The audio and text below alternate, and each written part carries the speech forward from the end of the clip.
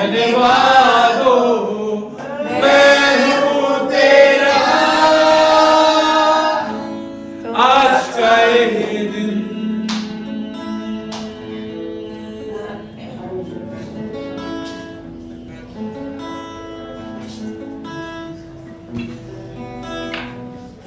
धन्यवाद प्रभु, धन्यवाद। आपको धन्यवाद देता प्रभु, आज के दिन और समय के लिए आपको धन्यवाद।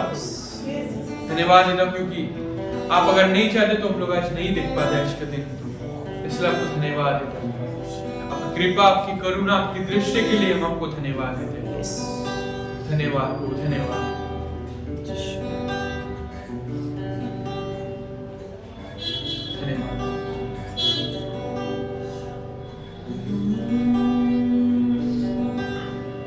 আমার হৃদয় খুলে দি, এসো তুমি প্রভু, আমার জীবন সঁপে দি, গ্রহণ কর প্রভু। আমার হৃদয় খুলে দি, এসো তুমি প্রভু, আমার জীবন সঁপে দি, গ্রহণ কর প্রভু।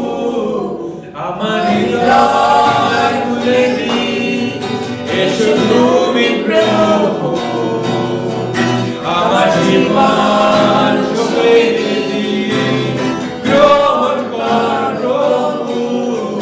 আমার হৃদয় খুলে দি, এসো তুমি প্রভু, আমার জীবন সঁপে দি, গ্রহণ কর প্রভু। তোমার রক্তে আমাকে মুক্ত করো, তোমার রক্তে আমাকে মুক্ত করো, তোমার রক্তে আমাকে শুচি করো, তোমার আত্মায় আমাকে অভিষেক করো, তোমার আত্মায় আমাকে অভিষেক করো।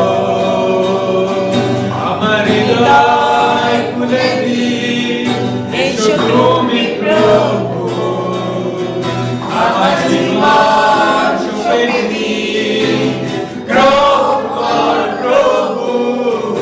আমার হৃদয় খুলে দি, এসো তুমি প্রভু, আমার জীবন সঁপে দি, গ্রহণ কর প্রভু। তোমার রক্তে আমাকে মুক্ত করো,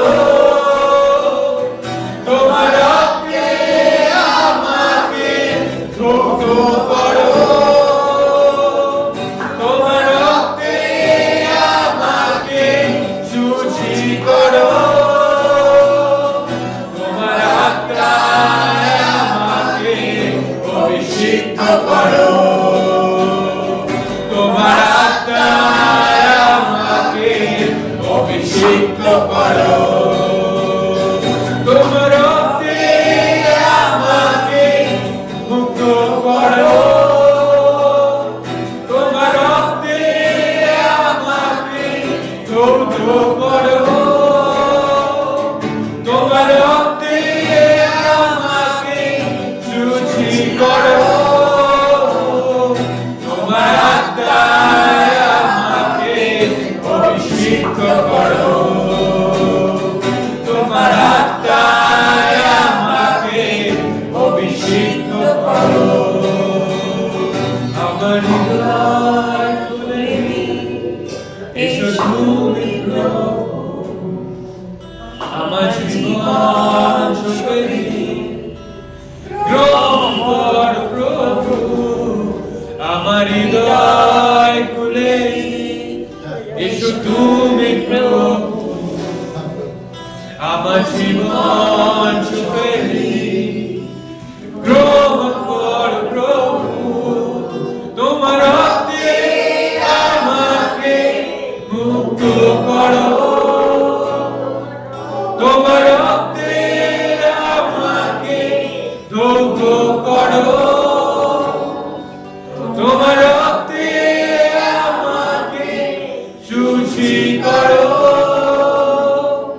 তোমার আত্মায় আমাকে অভিষেক করো, তোমার আত্মায়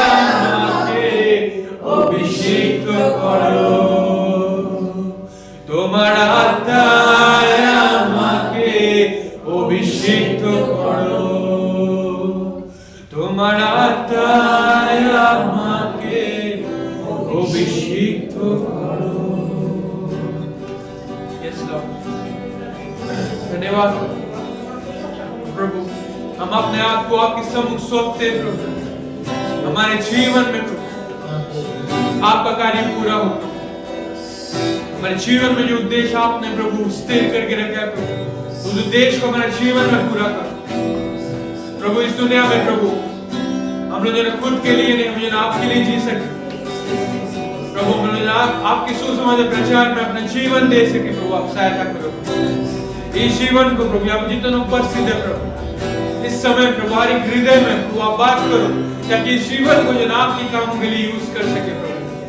इस दुनिया के कोई कामों में नहीं प्रभु, बल्कि वो जो आपके कामों में यूज हो सके। मैं आपसे प्रार्थना करता हूं जितने उपस्थित है सभी के हृदय को आप खोल दो प्रभु। इस प्रभु समय प्रभु वो जन सभी लोग प्रभु ये जीवन जन आपके सम्मुख सौंप सके प्रभु। हृदय जन आपके सम्मुख सौंप सके प्रभु। हमारे हृदय हमारे जीवन प्रभु आप ग्रहण करोगे, मेरा विश्वास है। धन्यवाद धन्यवाद। आपकी स्तुति आपकी महिमा आपकी प्रशंसा हो सके प्रभु।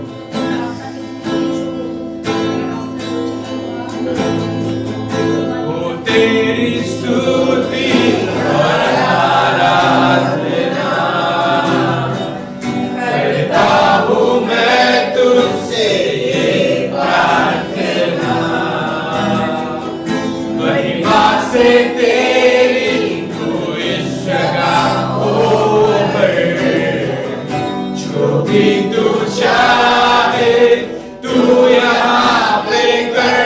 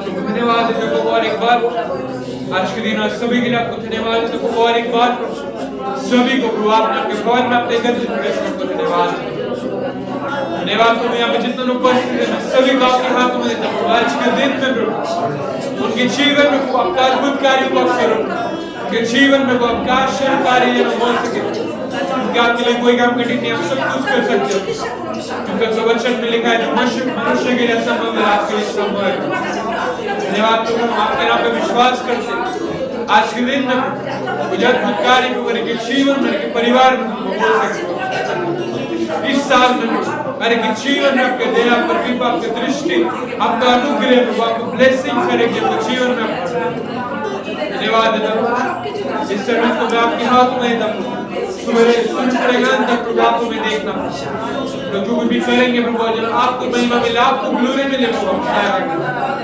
आने वाले समय में जो वचन सुनने वाले वो वचन सुन के प्रभु जन आपके दिल में जा सके हमारे हृदय में प्रभु आप बात करना हमारे हृदय को बदल देना उस वचन के द्वारा यहाँ पे जितने जन प्रभु उदास उनके प्रभु हृदय में आनंद से भर देना धन्यवाद धन्यवाद यहाँ पे जितने जन आप प्रार्थना विनती आपके समक्ष लेके आए प्रभु अरे प्रार्थना विनती को प्रभु अब आज का दिन उत्तर देना क्योंकि उत्तर देने वाले ईश्वर आप क्योंकि वचन में लिखा है मुझे बुला मैं तुझे उत्तर दूंगा यस लॉर्ड हम आप बुलाते प्रभु आज के दिन अरे प्रार्थना को उत्तर धन्यवाद प्रभु मेरा विश्वास है प्रभु आपने मेरी प्रार्थना को सुना है प्रभु प्रार्थना यीशु आपके सामर्थ्य नाम से आमीन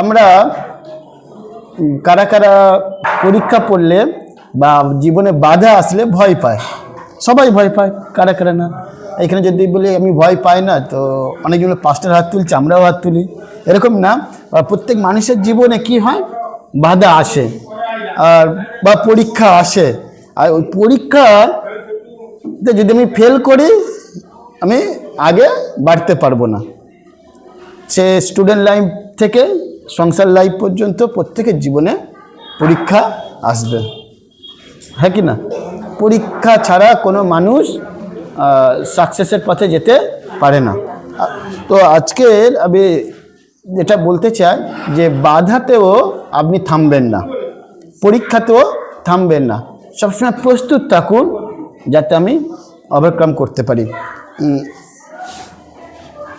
আমরা অনেকজন আছি যারা চার্চে আসি আর আমার এক বন্ধু ছিল সুন্দরবনে বাড়ি ওদের চার্চে যখন যেতাম আর ওরা সকালে কিছু খাবে না এমনকি জলও খেত না ঠিক আছে বলে কেন আপনারা জল খান না বলে না না আমরা চার্চ করে খাবো তো তখন আমি একটু মানে একটু হাসি খুশিতে সবার সঙ্গে কথা বলি তো ওদের সকাল 7টার সময় চার্চ হয় 9টার সময় শেষ হয়ে যায় তো কলকাতার যারা থাকেন আপনারা তো 10টার সময়ও ব্রেকফাস্ট করেন তার মানে আমাদের জন্য অনেক সুবিধা তো আমি একদিন কী করেছি বললাম চলো দুপুর 2টোর সময় চার্চ হবে কারণ আমি অনেক দূরে আছি দূরে ছিলাম না কাছেই ছিলাম মানে কেন বলতে হচ্ছে বুঝতে পেরেছেন যে জল ছাড়া বা এ ছাড়া কীভাবে দেখা যায় তো অনেকজনের বিশ্বাস অনেক রকমভাবে আছে কিন্তু কি খেয়েছেন না খেয়েছেন ওটা বড় বিষয় না আপনি প্রতিদিন ঈশ্বরের বাক্য কি খেয়েছেন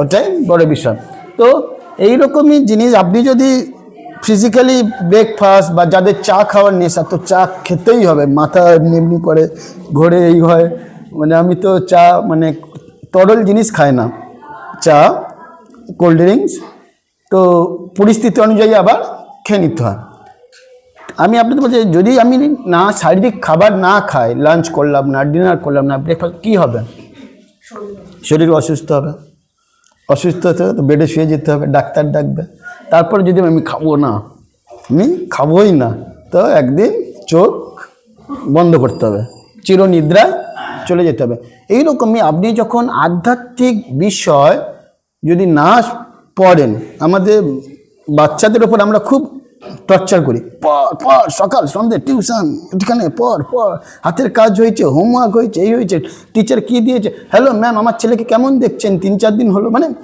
কন্টিনিউ চিন্তা তো ঈশ্বরও চাইছে যে বাণী দিয়েছেন আমাদেরকে, এটাকে নিয়ে কি ধ্যান করছে? তো আপনার ছেলে আজকের পড়ছে, কালকের পড়ছে, আগামী দিনে বড় ক্লাসে উঠে যাবে, কিন্তু বাইবেল পড়ছেন না, আগামী দিনে আপনি আরও নিচে নেমে যাচ্ছেন। তো আমার বলার উদ্দেশ্য, আপনি যেমন নিজের শরীরের জন্য খাটছেন, আপনার ছেলে মেয়েদের ভালো ভবিষ্যতের জন্য লেখাপড়া করাচ্ছেন, আপনি নিজেও আধ্যাত্মিকভাবে উন্নতি করার জন্য প্রতিদিন একটু একটু বাক্য খান। আমি একটা ঘটনা বলি। একটা ঈশ্বরের দাস এইরকমই বলছেন যে একটা স্ত্রীর বা মহিলার একটা সন্তান ছিল, আর স্বামী মারা গেছে, ঠিক আছে, এবং সেই ছেলে খুব ইন্টেলিজেন্ট, মানে পড়াশোনাতে অনেক আগে যেত। তো ও ছেলে এসে বলল, মা আমি আরও পড়তে চাই। তখন মা বলছে, দেখ বাবা, তোর বাবা তো নেই, আমি একা, আর অত টাকা পয়সা তোকে আর পড়তে হবে না। বলছে, না মা, আমি আরও পড়বো, পড়ে আমি এমন জায়গায় পৌঁছাবো, আমার গ্রামকে ডেভেলপ করব, আমার গ্রাম বা আমার এলাকা, আমার চারপাশে যারা থাকে সবাইকে আমি সাহায্য করতে চাই। তখন মা ওকে গ্র্যাজুয়েশন অবধি করালো। করার পরে বলছে, মা এখানকার পড়াশোনাতে আমি সন্তুষ্ট না, আমি বিদেশে গিয়েও পড়তে চাই, আমাকে তুমি সাহায্য করো। বলছে, তোর এক একটা আবদার আমি পূরণ করছি, আর তো আমার কাছে বিদেশ যাওয়ার মতো যে টাকা পয়সা, যে সম্পদ লাগবে, সেটা আমার কাছে নেই, আমি কি করব? তো ছেলে খুব কান্নাকাটি করছে, মা আমার মনে নেই, আমি ছোটোবেলায় প্রতিজ্ঞা করেছিলাম কি, আমি বড় হয়ে গ্রামের ডেভেলপ করব, সোশ্যাল ওয়ার্ক করব, আমি যারা দুস্থর পরিবার আছে তাদেরকে দেখাশোনা করব। তো লাস্টে ওর মা অনেক কষ্টে ভাবলো, আমার একার জন্য নয়, যাতে 5 জনের ভালো হয়, আমার ছেলে যাচ্ছে যাক। তো জায়গা জমি এইসব, কানের দুল টুল কি, নাকে হাড়ে গলায় কি, সব বিক্রি করে দিয়ে একদম টাকা পয়সা জোগাড় করলো, পাসপোর্ট ভিসা সব করে বিদেশে যাওয়ার জন্য রেডি। ঠিক এয়ারপোর্টে গেছে, আর মা বলছে, খোকা শোন, আমার কাছে যা ছিল সব শেষ, আর আমার কাছে কিছুই নেই। তো তুই যখন যাচ্ছিস, ওখানে যদি কোনো কাজ করিস, অন্তত 1 তারিখে আমার জন্য টাকা পাঠাস, আমি যেন খেয়ে বেঁচে থাকতে পারি। আমাকে কোনো দিন ভুলে যাস না, আর কোনো দিন তোমার জীবনে যে অবদান আমি কতখানি রাখলাম, তা কোনো দিন ভুলে যেও না। ও বলছে, না মা, তুমি যা করেছো আমার সাহায্য, আমি কোনো দিন ভুলবো না, আমি অবশ্যই তোমাকে 1 তারিখে টাকা পাঠাবো। বলে ছেলে আর মা কাঁদতে কাঁদতে ছেলেকে বিদায় দিল, আর প্লেনে চলে গেল। এইভাবে 1 মাস যখন হচ্ছে, 30 তারিখ যেই পড়েছে, সেই রাতে আর মায়ের ঘুম আসছে না, জানে কালকের কত তারিখ হবে, 1 তারিখ। সে রাতে তো ছটপট করছে, ঘুমাচ্ছে না। তো 1 তারিখে দরজা খুলে রেখেছে, ছেলের টাকা পাঠাবে। তো সেই সময় একজন পোস্টম্যান নিল, পোস্টম্যান এসে বলছে, আপনার ছেলে এটা পাঠিয়েছে, একটা খাম। তো ওই খাম, হ্যাঁ চেক ঠিক বলেছেন, ওই খাম নিল, এটা ঈশ্বরের দাস বলছিল, আমি দেখছিলাম। তো ওই খাম নিয়ে রেখে দিয়েছে। ও খুলে দেখছে কাগজের মতো আছে না চেক। তো বলছে, কী সব চিঠি ফিটি পাঠিয়েছে, বলেছিলাম কি পাঠাতে, টাকা। তো ও রেখে দিয়েছে। এইরকম কয়েক মাস হতে যায়, আর মানে 10-12টা চেক ওর বাড়ি আসে, ও জানে না। এইভাবে আস্তে আস্তে ওর জমানো যেটুকু ছিল সব শেষ হয়ে যেতে, আর খেতে পাচ্ছে না, মা আস্তে আস্তে অসুস্থর দিকে পড়ছে। সেই সময় পাশ থেকে একজন শিক্ষিত মহিলা যাচ্ছিল, বলে, দেখি ও দিদিটা কেমন আছে, অনেকদিন চার্চে আসছে না, যোগাযোগ নেই, আপনারা যেমন করেন, ফোন পাচ্ছেন না তো বাড়িতে চলে যান, বা তার পাশে যে আছে তাকে ফোন করে বলেন ওর ওখানে যা, কেমন আছে দেখে আসো। তো যখন ও মহিলা ঢুকলো, বলছে, কি ব্যাপার তোমার এইরকম অসুস্থ? আর বলবেন না, সব থেকে আমার ছেলে একদম আমাকে ঠকিয়েছে, আমি সব কিছু দিয়েছি, ও নিয়ে চলে গেছে, টাকা তো দূরের কথা, খালি চিঠি পাঠিয়েই যাচ্ছে। তো বলে, কোথায় দেখান চিঠি, কি আছে দেখান। তো চিঠিগুলো যখন দেখেছে, দেখে না প্রত্যেকটা আগে একটা চেকে পুরো 10,000 5,000 টাকা করে লেখা, কত লাগবে খালি টাকা গিয়ে তুলে ব্যাংক থেকে নিয়ে নাও। তখন মা বলছে, আমি তো লেখাপড়া জানি না, আমি বুঝতে পারিনি। তো এটা ওনার জীবনে একটা বাধা ছিল কি উনি লেখাপড়া জানেন না। আপনারও জীবনে চেকের থেকেও মূল্যবান কি আছে? বাইবেল আছে। আপনি কি সেই চেকের মতো ফেলে রাখছেন নাকি গুরুত্ব দিচ্ছেন বাক্যের ওপর?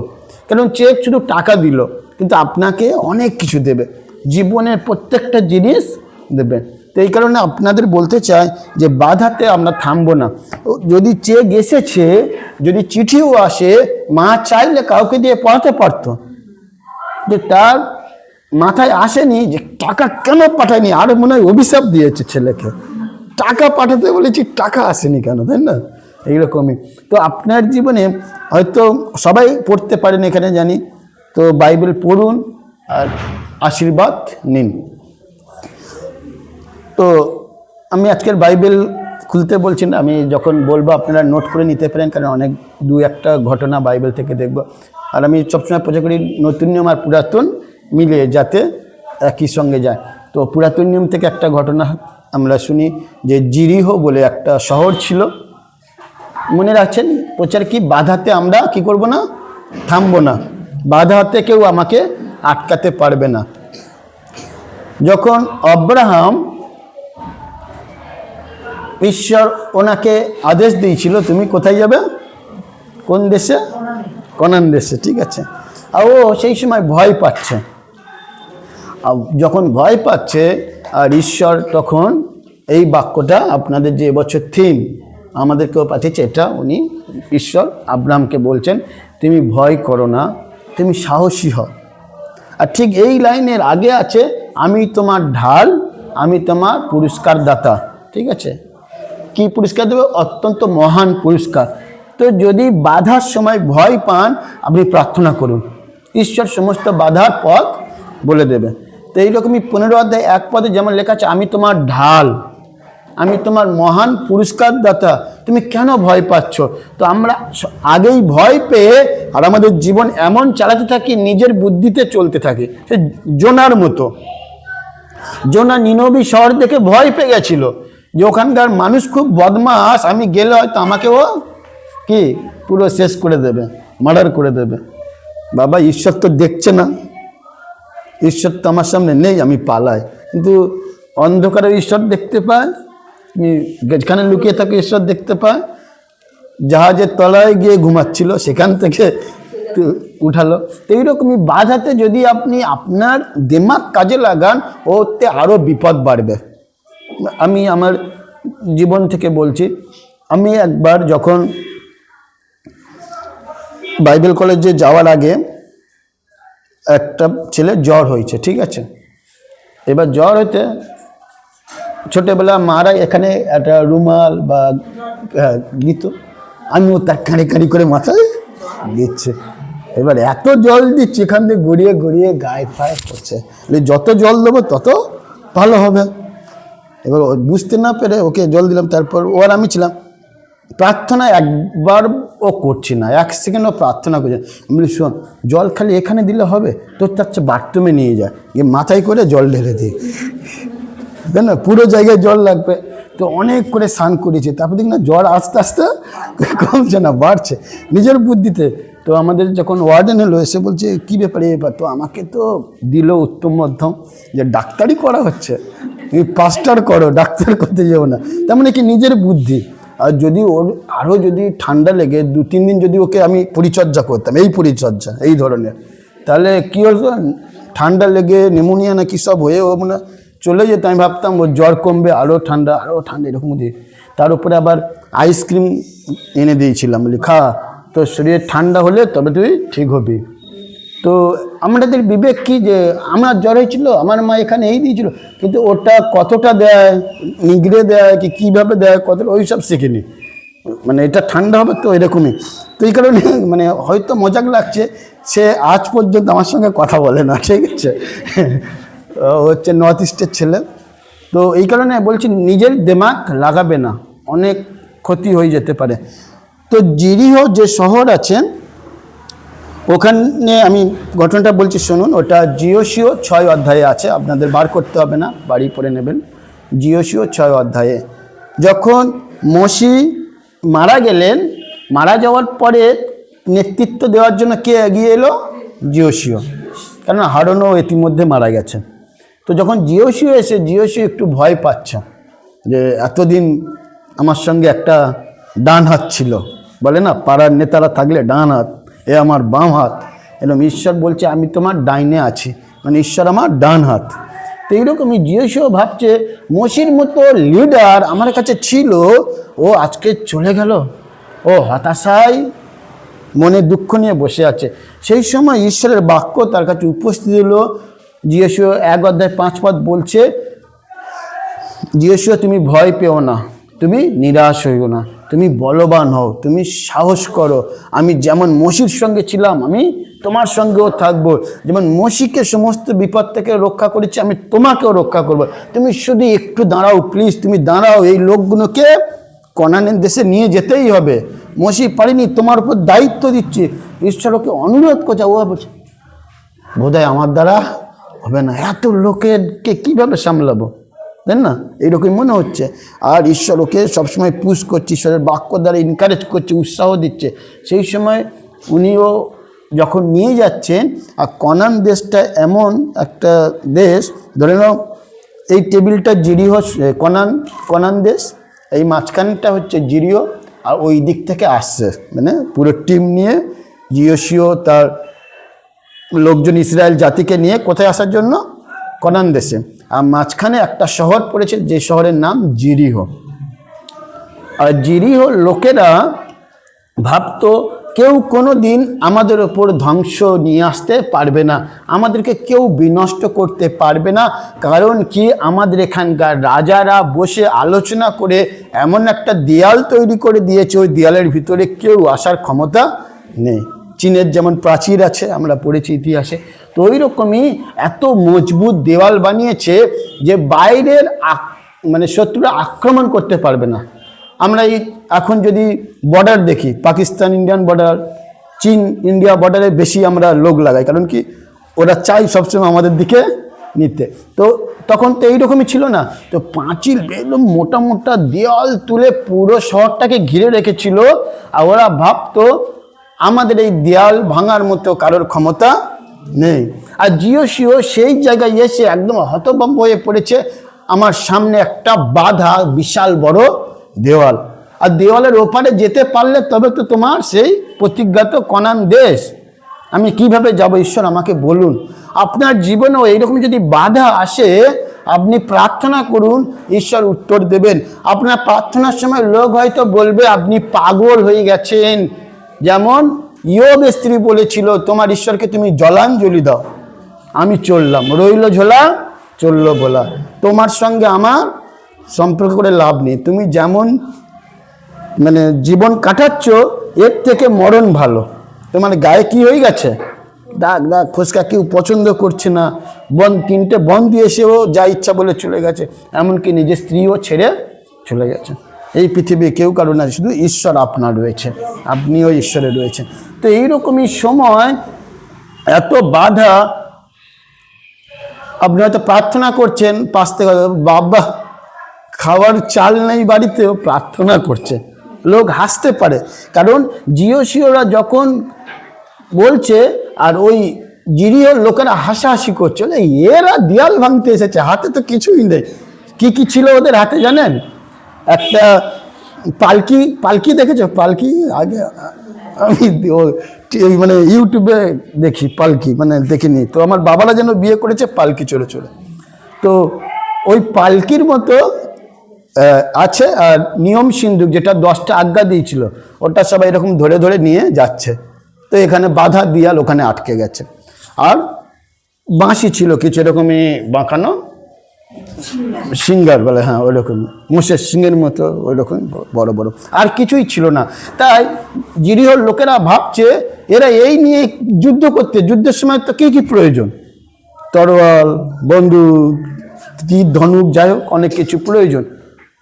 তো জিওসিও ভাবছে এ প্রভু যে কেন আমাকে এখানে নিয়ে এলো, ও ভুলে গেছে যখন লোহিত সাগর পার হয়েছিল কিভাবে, ও ভুলে গেছে যে 10টা আঘাত নিয়ে এসেছিল পৌর রাজার সময়। তো সব কিছু ভুলে গেছে, কারণ আমাদের যখন বিপদ আসে না, ঈশ্বরের বাক্যগুলো, যে বাক্যগুলো আমাদের সঞ্জীবিত করে, যে বাক্যগুলো আমাদের উৎসাহ দেয়, সেইগুলো সেই মুহূর্তে ভুলে যায়। আমি যেখানে কাজ করতাম আগে শিয়ালদাতে, আর আগুন ধরে গেছে যখন, আমি বলছি এমনি করছি, তো কোনো লোক আসছে না, কারণ কি ও করছে, আগুন বলতে পারছে না, কারণ কি সামনে এমন জ্বলছে, মানে গ্যাস সিলিন্ডার ফেটে গিয়ে, তো এমনি এমনি করছি, তো লোক আগুন বুঝতে পারছে না। তো পরক্ষণে একজন এসে বলছে মনে হচ্ছে ওর মেন্টাল প্রবলেম আছে। ও যেই দৌড়ে বলে আগুন আগুন আগুন আগুন, মানে আমার না বলে অন্যজন, তো ওই সামলালো। তো এইরকমই যখন বিপদ হয় না, মাথা কাজ করে না, কি করব, হুট করে কি করব। আপনার স্বামী হয়তো বলতে আমাকে ফোন করতে পারতে না, আরে বাবা ফোন তো করতো, সেই সময় ওনার কি পরিস্থিতি ছিল কে জানে, তাই না? তো এইরকমই সময় জিওসিও ওই সব ভাবছে, কিন্তু শেষে যখন ঈশ্বরের কাছে প্রার্থনা করলো, আর ঈশ্বর বললেন তুমি জিরিহোর চারদিকে কবার ঘুরতে বলেছিল, 7 দিন না, 7 দিন ঠিকই, কিন্তু প্রথমে 6 দিন, ঠিক না? তারপরের দিনটাও ঘুরেছিল, মানে 6 দিনে একবার করে ঘুরবে। এবার দেখো আমাকে যদি এখানে বলে তুমি এখানে 7 বার ঘোরো, এরকম করে ঘোরো, বলে কি পাগলের মতো ঘুরবে, তাই না? কিন্তু ঈশ্বর যখন বলবে ওটা পাগলামি হলেও করো। যদি ঈশ্বর বলেছে তাহলে আপনি ও লোক পাগলা বলুক, যা বলুক, পাগলি বলুক, স্ক্রু ঢিলা বলুক, যা বলুক, তুমি করতে থাকো, কারণ ওর পিছনে আশীর্বাদ রয়েছে। আর আপনারা যখন পড়বেন, এইটা বিজ্ঞানসম্মত ওখানে আছে, দেখবেন। তো এইরকমই যখন 6 দিন একবার একবার করে ঘুরলো, 7ম দিনে আবার সবাই ঘুরলো, তারপরে পুরোহিতরা যারা পাস্টার ছিল, ঈশ্বরের লোক ছিল, সবাই বাঁশি বাজালো, আর দেয়াল পুরো ধ্বংস হয়ে গেল। তো আপনার জীবনেও দেখো এতদিন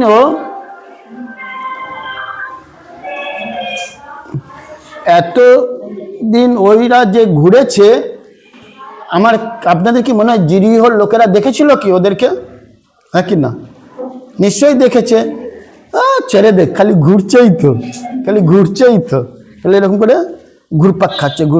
যদি বলে এই চার্চের বা এই স্কুলের চারিদিকে তুমি ঘোরো, ম্যাম এসে বললো ঘোরা হবে, খালি ঘোরো, তো কেমন লাগবে? আপনাদের মধ্যে অনেকজন প্রশ্ন করবেন, বাবা ম্যাম কোথায় গেছিল, কি শিখিয়ে এসছে কি জানি, কি এসে বলছে। কিন্তু একটা ঈশ্বর যদি বলে একটা কারণ থাকবে। আর ওই রকমই সবাই ঘুরছে, আর যেই আওয়াজ দিল ফেটে গেল, দেয়াল পুরো ভেঙে চৌচুর, তারপর সমস্ত ইসরায়েল জাতি এবং জিওসিওর ভিতরে দিয়ে কনান দেশে প্রবেশ করলো। হালেলুয়া। তো এই কারণে বলছি, আপনার জীবনে যদি বাধা আসে আপনি থামবেন না, আপনি আগিয়ে যান। আর যদি আগাতে না পারেন, প্রভুর কাছে প্রার্থনা করুন, প্রভু আমাকে বলুন আমি এই পরিস্থিতিকে কিভাবে সামলাবো। আমার জীবনে বাধা আসে, হতে পারে আপনার ছেলে মেয়ে লেখাপড়ার বাধা, হতে পারে অর্থনৈতিক সমস্যা, হতে পারে কারোর শারীরিক প্রবলেম, অনেক কিছুতে বাধা হতে পারে। কিন্তু সেই সময় আপনি প্রার্থনা করুন, আর ঈশ্বর উত্তর দেবেন। সে অন্যজনের কাছে হাসি মজা হতে পারে, কারণ এই জিরিহো শহরের লোকেরা ভেবেছিল আমাদের এই দেয়াল কেউ ভাঙতে পারবে না। আমার মা যখন আমাদের গ্রামে একজন কাছে বই চাইতে গেল যে পড়াশোনা, বলছে তোমাদের বাড়ির কারোর পড়াশোনা হবেই না, কারণ তোমাদের অর্থ নেই, তাই আমি বই দিতে পারছি না। এখন আমি রেশারেশি করে বলছি না, জাস্ট প্রভুর গৌরব হওয়ার জন্য বলছি। তার 2টো ছেলে, সে মাস্টারমশাই ছিল, মাস্টারমশাইয়ের 2টো ছেলে সাইকেল গ্যারেজ করেছে, লিক সারায়, চাকা পাল্টা, এইসব। আমাকে প্রভু অনেক ভালো জায়গায় ব্যবহার করছে। হালেলুয়া। তো আজকের দিনে আপনাকে যারা হাসি মজা করছে, আজকের দিনে ঈশ্বরকে নিয়ে যারা হাসি মজা করছে, তোমার কিছু বলার দরকার নেই, কারণ অব্রাহামকে বলেছে এ যুদ্ধ তোমার নয়, এ যুদ্ধ আমার। তুমি ঈশ্বরের কাজ করে যাও, তুমি ঈশ্বরের উপর ভরসা করো, ঈশ্বর তোমার জন্য কাজ করবে। তো এইরকমই জিরিহোর মতো লোকজন আপনার চারিপাশে অনেকজন থাকবে, যে হবে না, পারবি না, ইনকারেজ করবে, পরিবর্তে ডিসকারেজ করবে। উঁচু তো করবে না, নিচু করতে সবাই প্রস্তুত থাকে, ঠিক আছে? তো সেই সময় আপনি প্রার্থনা করুন, ওদের প্রভু ওদের এই হোক, ওদের ওই এরকম বলবেন না। আমার পাশের বাড়ি যারা ওই পূজা পার্বণ করেন 12 মাস, ওর চোখে থেকে যেন রক্তের ঝাড়া পড়ে, ওর স্বামী যেন মারা যায় এরকম। আর আমরা বলবো, আর যখন আমরা চার্জ করবো সেই সময় ঠিক এইগুলো বলে। আমি বলি, জয় যিশু, ঈশ্বর আপনাকে আশীর্বাদ করুক, আপনি একদিন প্রভুকে জানুন এরকম। তো আমরা অনেকজন রেষারেষি করে, তো ওই কারণে আমরা এইরকম করবো না। প্রভু দেখো, সাধু পৌল যখন যিশুতে আসেনি, প্রভুতে, নিশ্চয়ই উনি কত অত্যাচার করেছিল, তখন অনেক মানুষ ওকে নিন্দা করেছে। যদি আমিও থাকতাম, বাবা মরতে পারে না, যিশুর লোকেদের ধরে ধরে মারছে। কিন্তু তারপরে যখন প্রভু ওকে নিয়ে এলো, বাবা এর সম্বন্ধে তো ভুল বলছিলাম, এ তো এখন যিশুর হয়ে গেছে। তো আপনি যার সঙ্গে ঝগড়া করছেন, আপনি যার সঙ্গে কথা কাটাকাটি করছেন, আপনার পাশের বাড়ির ছেলে পাস্টার হয়ে গেছে, আপনার পাশের বাড়ির বৌদি কি বলে ফেলোশিপের লিডার হয়ে গেছে, হাউস ফেলোশিপ চালাচ্ছে। আপনি যেখানে ছিলেন সেই জায়গায় করে বসে খালি প্রার্থনা করেন, গান গান, প্রার্থনা করেন, গান গান, মানে 4 দেওয়ালের মধ্যে। তো আপনি বেরিয়ে আসুন, বাধা আসবেই জীবনে। আপনি সবসময় বলুন যে বাধা আসবেই, আমি বাধাকে যেন অতিক্রম করতে চাই। আপনি যখন নতুন নিয়মে দেখবেন, মার্ক তার 2 অধ্যায়ে যে কফরনাহুম বলে একটা এলাকা ছিল বা গ্রাম ছিল, আর সেই জায়গাতে যখন প্রভু এলেন প্রচুর ভিড় হয়ে গেছিল। আপনারা জানেন নিশ্চয়ই, কেউ যিশুকে দেখার জন্য এসেছিল, কারণ জিউস কালচারে সব এত বড় বড় চুল থাকতো, মানে চুল কাটতো না ছেলেরা, তাই যিশুর চুলও বড় বড় ছিল।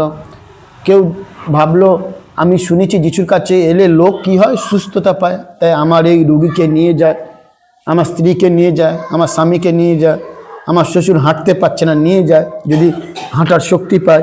তো এইরকমই রুগীরাও এসেছে, কিছু লোক দেখতে এসেছে, কিছু লোক মজা করতে এসেছে। ওখানে অত ভিড় কেন? অনেকজন আছে দেখবে, কলকাতা বাজারে কিছু ঝগড়া হলে, ভিড় হলে, তার কাজ নেই, কিন্তু এরকম করে দেখছে। ও আদৌ ওই দলের সঙ্গে নেই, ও হয়তো একটা জায়গায় যাচ্ছে, দেখছে। আবার এইরকমই কিছু লোক এসে যিশুকে, ফরিসিরা এসেছিল কেন? যিশুকে ভুল প্রমাণ করার জন্য।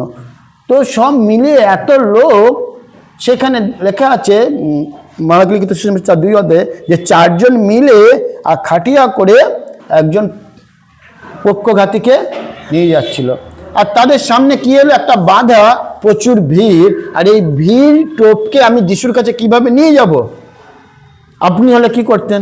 আমি হলে কি করতাম?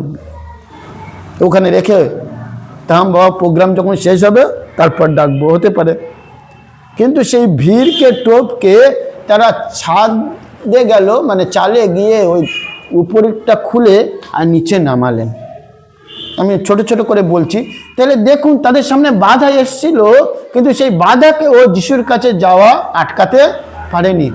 আপনার জীবনে বাধা আসবে, কিন্তু মনে রাখবেন সমস্ত বাধা অতিক্রম করে যখন প্রভুর কাছে যাবে, প্রভুর আশীর্বাদ নিয়ে ফিরে আসবে। তারপরে আমরা দেখি প্রভু তাকে এমন আশীর্বাদ করলো, যে শুয়ে এসেছিল সে এখন দৌড়াচ্ছে, সাথে সে তার খাটটা নিয়েও, মানে শুধু সুস্থতা পায়নি, শক্তিও লাভ করেছে, বলবান হয়েছে।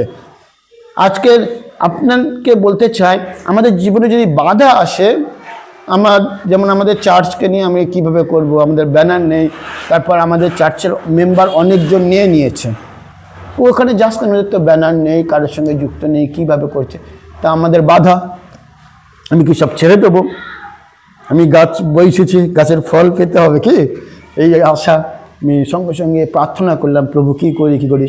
তো ম্যামের কথা মনে পড়লো, আপনাদের যিনি পুরোহিত, তো কলেজে উনি আমাকে অনেক হেল্প করেছে, প্রচুর, মানে বলে শেষ করা যায় না। এমনকি আমি এখানে আসতাম না, আমি সেকুলার কাজ করতে পারতাম, কিন্তু উনি, ওনার ছুটির সময় হয়ে গেছে, তাও 1-1.5 ঘন্টা আমার সঙ্গে ছিল। তোমাকে এটা করতেই হবে, কালকের এসে আমি দেখবো এটা হয়েছে, আমি করবোই না, আমি শুনবো না, তুমি বুঝিয়ে কি করবে? যে মদ খাবে না যদি বলে আমি মদ খাবো না, তাকে খাওয়ানো যায়, যে বলে এমনি করছে, তাকে বলতে হবে না, সে ঠিক খারাপ পথে চলে যাবে। তো আপনি যখন শয়তানের কাজ আমি শুনবো না, আমি শয়তানের পথে যাব না, কেউ আপনাকে নিয়ে যেতে পারবে না, কিন্তু শয়তান বাক্য সত্যি কথা 50% বলে আর মিথ্যা কথা 50% বলে। এবার যখন 50% মিথ্যা আর 50% সত্য, এইখানে কি তৈরি হয় জানেন? কনফিউজ। ও আর কনফিউজের মধ্যে হবা লাইফকে দফা বানিয়ে দিয়েছে না, ফল খেয়ে হবা। তো এইরকমই কনফিউজের মধ্যে যদি থাকেন, আপনার বাধা আসবে প্রচুর, আপনি সেই সময় ডিসিশন নিতে পারবেন না, কনফেস করতে পারবে না, ওভারকাম করতে পারবে না। আর সেই সময় কি হচ্ছে? শয়তান আপনাকে আস্তে আস্তে গ্রাস করছে।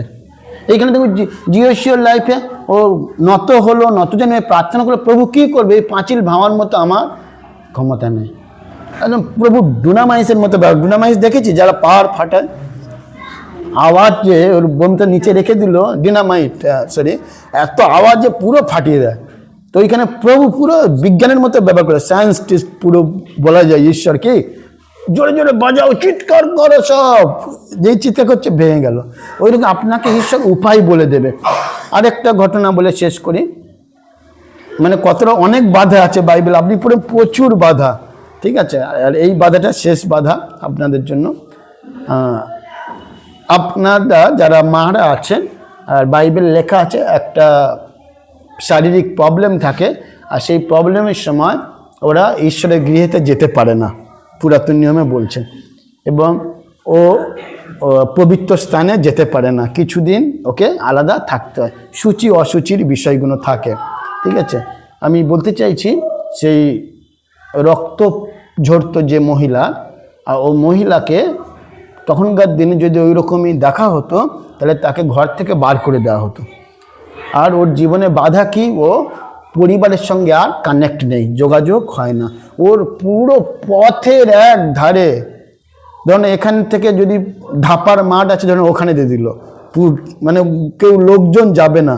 আর কোথায় কোথায় লোকজন যায় না জানি না, এখানে তো প্রচুর লোক, মানে আমাদের ওইদিকে অনেক এমন এমন মাঠ আছে, মানে আপনি পাবেন না, এত বড় বড়।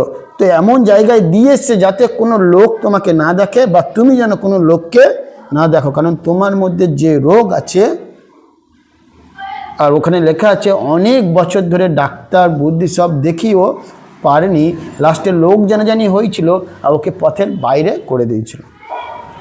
যেন পুরাতন নিয়মে লেখা আছে এই রূপ, যে ও যদি এখানে থাকে, ও যদি আমাকে এরকম ধরনের আমার হয়েছে, আমি এই দাদাকে ছুঁয়ে নিলাম, মানে আমার রোগ, ও অসুচি হয়ে গেল, আমার জন্য ও অসুচি হয়ে গেল, বা ও যাকে ছুঁইল সেও অসুচি হয়ে গেল, এইরকম যেন একটা ওদের প্রথা ছিল। আর সেই মহিলাটাকে যখন বার করে দিল, উনি পথের মাঝখানে বসেছিল, আর সেই সময় শুনলো যেখানে কেউ যায় না, ভালো করে চিন্তা করি, যেখানে কেউ যায় না সেই পথ দিয়ে বিশাল মিছিলের মতো লোক গিয়ে যীশু খ্রিস্ট যাচ্ছে সেই পথ দিয়ে। আর উনি শুনতে পেলেন যে প্রভু যীশু আসছেন। ওর শক্তি নেই যে দৌড়ে গিয়ে যীশুকে বলবো, প্রভু আমাকে কি করো, সুস্থ করো, কারণ ও পুরো শুয়ে পড়েছে, কারণ ওর এতটা শরীর থেকে রক্ত ঝরে পড়ছে, ওর ক্ষমতা নেই। তারপর যদি ক্ষমতাও হয়, আপনাদের এখানে মুখ্যমন্ত্রী যখন আসে, মমতা বা প্রধানমন্ত্রী, ওদের বডিগার্ড থাকে, আমাদের যিশুরও 12টা বডিগার্ড ছিল, সব ধরে আছেন এরকম করে, ওকে নিয়ে আছে, তাই এত ভিড়। তারপরে যিশুর শিষ্যদের ব্যারিকেড বানিয়ে দিয়েছে হাত দিয়ে, কিভাবে যিশুকে ছোঁবে? বাধা, এটা একটা বড় বাধা। আমি প্রভুর কাছে, ও ভাবছে আমি যদি যিশুর কাছে যাই তাহলে আমি সুস্থতা পাবো, কিন্তু আমি যাব কিভাবে? উঠতেও পারছে না, তাই নিচু হয়ে হামাগুড়ি দিয়ে দিয়ে দিয়ে দিয়ে ঠিক এমনি এমনি করে যখন যায়, কত লোকের যে লাঠি ঝাঁটা খেয়েছে, আমি বাইবেল হয়তো বলেনি, লেখা নেই, কিন্তু আপনি ইমাজিন করেন, ভাবুন ওই ঘটনা। ওই বাধার সত্ত্বেও ঠিক গলে গেলে গিয়ে প্রভু যিশু যে ড্রেস পরতো, তো বোতাম ফোতাম ছিল না, পুরো একটা টানা ড্রেস, আর এইখানে যে ঝালন বলি আমরা, যখন মেয়েরা বাড়িতে শীতের সময় পরে হাউস কোট মতো কিছু থাকে না, ওইরকম বড় মতো একটা, তো ওইরকমই পার ধারে একটা ঝালন এইরকমই এরকম ছুঁয়ে নিয়েছে, আর সঙ্গে সঙ্গে এরকম করে উঠল। কেউ কারেন্টের শর্ট খেয়েছো কোনো সময়? কত সেকেন্ড সময় লাগে জানি না, মানে সেকেন্ডের থেকেও কম না, এরকম। প্রভুও এরকম করে উঠে বলছে, এই আমার ভেতর থেকে শক্তি চলে গেল কেন? আর ও ভাবছে মহিলা, আমি এখন বেশ ভালো লাগছে, মানে চমৎকার, মানে এক সেকেন্ডেও লাগেনি। তখন যিশু বললেন, আমার শিষ্যরা শোনো শোনো, কেউ আমার গার ওপর পড়লো, কে আমাকে স্পর্শ করলো, কে আমাকে ধরলো, এরকম বলছে। আর সব থেকে খতরনাক শিষ্য ছিল হচ্ছে পিতর। ও মুখে মুখে তর্ক করতো, বিশাল তর্ক করতো। বলছে, প্রভু আপনি কি পাগল আছেন? এত ভিড়, তার মধ্যে আমরা ঠেকাতে পারছি না, জনস্রোত ভেসে আসছে। বাসে গেলে আপনি বলে, আমাকে কে টাচ করলো, আমাকে কেউ টাচ করলো, তোমাকে কি বলবে? ট্রেনে বাসে গেলে পাগলই বলবে। তো পিতর এরকম বলছে, আমরা ঘিরে আছি তোমাকে, তাও ওরা এসে পড়ছে। আর এই ভিড়ের মধ্যে তো স্বাভাবিক ধাক্কাধাক্কি লাগাটা স্বাভাবিক, আপনি এরকম কথা বলবেন না। তুমি জানো না আমাকে যে স্পর্শ করেছে, আমার ভিতর দিয়ে কী বার হয়েছে? শক্তি, তাকে সুস্থ করেছে। তো আজকের এখানে অনেকজন আছি আমরা, আপনি যিশুকে স্পর্শ করছেন ঠিকই, কিন্তু প্রভুর কাছ থেকে কি আশীর্বাদ আসছে? তার শক্তি আমাদের শরীরে আসছে? ওই মহিলাটা এমন স্পর্শ করলো, ঠিক পেল। ওর জীবনে বাধা ছিল। সেই সময় প্রভু যিশুর সঙ্গে শিষ্যদের তর্কতর্কি শুরু হয়ে গেছে। ওখানে বাইবেলে লেখা আছে, কারণ যিশু চাইছে আমি জেনে নেবো এক্ষুনি কে আমাকে স্পর্শ করেছে। তোরা না বলিস আমি জেনে থাকবো। আর তর্ক করছে পিতর, এই ভিড়ের মধ্যে কে পড়েছে। এ বুড়িটা একটু দূরে গিয়ে ভাবছে, বাবা ভুল করলাম না ঠিক করলাম। ওদের নিজেদের মধ্যে ঝামেলা হয়ে যাচ্ছে। আবার লাস্টে আবার এমনি করে গিয়ে আস্তে আস্তে আমি ভয়ে ভয়ে বলছে আমি। ও ভেবেছে যদি বকে বা যেই শক্তি দিচ্ছে ওটা আবার যদি ফিরে নেয় কি জানি। প্রভু যাকে দেয় আর নেয় না, প্রভু সবসময় দিতে থাকে। তো বললো আমি করেছি। বলছে যাও, তোমার বিশ্বাস আমাকে সুস্থ করলো। তো এইরকমই আপনার বাধা দেখুন, জিরিও শহরের দেয়াল বাধা, তারপরে মার্তা 2 অধ্যায়ে বললাম কি ওটা বাধা ছিল, এত লোক যেতে পারছিল না, নিজের শারীরিকভাবে বাধা যেতে পারছিল না। আপনারা আজকে এই রবিবার মণ্ডলীতে এটাই বিশ্বাস করুন, বাইবেলে লেখা আছে যিশু অনেক সময় অসুস্থতার কাছে গিয়ে সুস্থ করেছে, আর অনেক সময় ব্যক্তিরা তার কাছে এসে সুস্থ করেছে। সে কারেন্টের তার এসে আমার গায়ে লাগলেও শর্ট খাবো, আর আমি গিয়ে যদি হাতও দিই শর্ট খাবো। প্রয়োজন যিশুকে স্পর্শ করা। ও আসলে ভালো, না এলে আমি দৌড়াবো, এইটাই বুঝে নিন, ঠিক আছে? যেটা চম্বুক আর লোহা, দেখো চম্বুক যদি এখানে, লোহা এখানে, চম্বুক বলছে আমি যাব না, যদি লোহা কাছে চলে আসে কি হবে? আটকে যাবে। এবার লোহা বলছে আমি যাব না, আমি এখানে থাকবো। লোহা ধরুন আমরা, তো যিশু বলছে তোমরা আমাকে প্রথম প্রেম করোনি, আমি তোমাকে প্রথম প্রেম করেছি। যেই বলছে সেই সময় তুমি ওনার কাছে গেলেন। তো এইটাই ভেবে নিন, আপনার জীবনে যাই বাধা আসুন না কেন, ও বৃদ্ধা ভেবেছিল আমি যদি যেতে পারি, না হলে উনি যদি আমার কাছে আসতে পারে, কোনোভাবেও নয় ওনাকে আমার কাছে আসতে হবে, আর নাহলে আমাকে ওনার কাছে যেতে হবে। কিন্তু উনি যে আসবে, আমি ডাকলে তবে তো আসবে, কিন্তু এত ভিড়ের মধ্যে ডাকবো কীভাবে? তাই আমাকেই স্টেপ নিতে হবে, আমাকেই যেতে হবে। আর তাই ওই বাধাকে অতিক্রম করে কত আমার বোধহয় মনে হয় অনেক লোকেরা ওকে হয়তো তাড়িয়েছে, সব ভিক্ষারি কোথায় সব কোথায় আসছিস তুই হেঁটে হেঁটে, হ্যাঁ তো হাঁটতেই পারছে না, উবুড় হয়ে যাচ্ছে। কারণ কি যিশুর শিষ্যরা দেখুন, আমরা তো পাঁচটা ধরে নেওয়া আছি। এবার ধরে নাও আমাকে রাস্তার মাঝে কেউ অপমান করলো, আমি কি তাকে ছেড়ে দেবো? আমিও এই করছি। একই সময় আমি রেগে গেলাম যে পাঁচটার, এখন প্রভু ক্ষমা করে, এখন আমি পাঁচটার না, এখন একটু যুদ্ধ করে নিই তারপর হবে, কারণ আমরা রক্ত মাংসের শরীর না। তো ওরকম পিতরের মধ্যে, এটা বলে শেষ করি, পিতরের মধ্যে ওই রকমই ক্যারেক্টার ছিল। হাজার যিশুর শিষ্য হলেও যিশুর সঙ্গে খেয়েছে, পড়েছে, ঘুমিয়েছে, সব কিছু করেছে, কিন্তু রক্তের মধ্যে সেই মাছ ধরতো যখন, যে সময় নৌকা চালাতো, যে সময় মাছ নিয়ে যদি ঝামেলা হতো, ও তর্কতর্কি করতো। তা ওই রকমই জন্য, কারণ যখন যিশু খ্রিস্ট কোনো জায়গায় প্রচার করছে, ভিড় হচ্ছে, ছোট ছোট বাচ্চারা না যিশুর কোলে বসার জন্য দৌড়ে দৌড়ে যাচ্ছিল। মার্ক 10:14 লেখা আছে যে দৌড়ে দৌড়ে যাচ্ছে যিশুর কোলে বসার জন্য। আর ঠিক সেই সময় শিষ্যরা কি করলো?